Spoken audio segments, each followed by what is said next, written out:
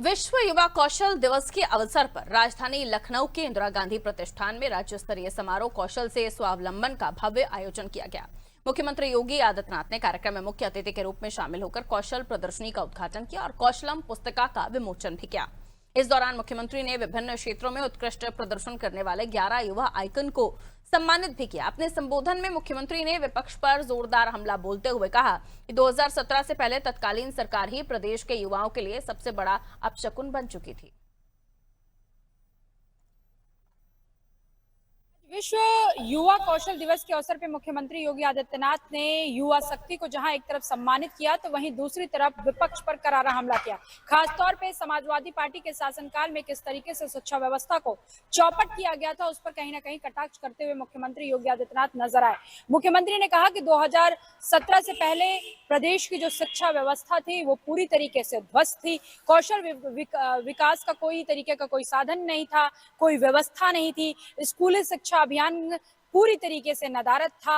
युवा जो है वो पहचान के लिए उनके सामने एक संकट था और उत्तर प्रदेश में अपराध का पूरी तरीके से वातावरण था। और जब भी कोई सरकारी नौकरी निकलती थी तो एक खानदान के लोग उस सरकारी नौकरी पर डाका डाल देते थे, यानी कि उस पर अपना धावा बोल देते थे कि ये हमारी है, और ऐसे में उनके खानदान में ही वो सरकारी नौकरी सिमट के रह जाती थी।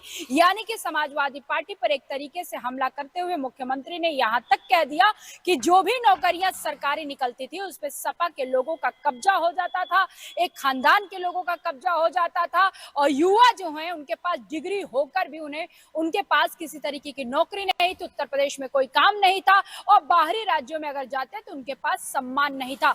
यहां तक मुख्यमंत्री ने कहा कि हर माँ बाप के लिए हर माँ बाप जो होते हैं वो अपने बच्चों को अब शकुन से बचाते हैं, लेकिन उत्तर प्रदेश की तत्कालीन सरकार जो है वो पहले उत्तर प्रदेश के लिए एक अपशकुन थी। यानी कि समाजवादी पार्टी के लिए 2017 तक जो समाजवादी पार्टी की सरकार रही उस पर मुख्यमंत्री योगी आदित्यनाथ ने करारा हमले करते हुए ये कह दिया कि जो सपा की सरकार थी वो पूरी तरीके से अपशकुन थी, लेकिन अब की जो सरकार है वो लगातार युवाओं के विकास के लिए काम करी है, उनकी कौशल विकास के लिए काम करी, उस व्यवस्था को पूरी तरीके से मजबूत बनाया जा रहा है ताकि प्रदेश के जो युवा शक्ति है वो आगे बढ़ सके और देश के विकास में, प्रदेश के विकास में योगदान दे सके। और ऐसे में लगातार मुख्यमंत्री का ये जो हमला है कहीं ना कहीं समाजवादी पार्टी के लिए भी एक चिंता का विषय हो जाएगा, क्योंकि लगातार ये मुख्यमंत्री जो हैं इस हमले में इस बात का जिक्र करते नजर आ रहे हैं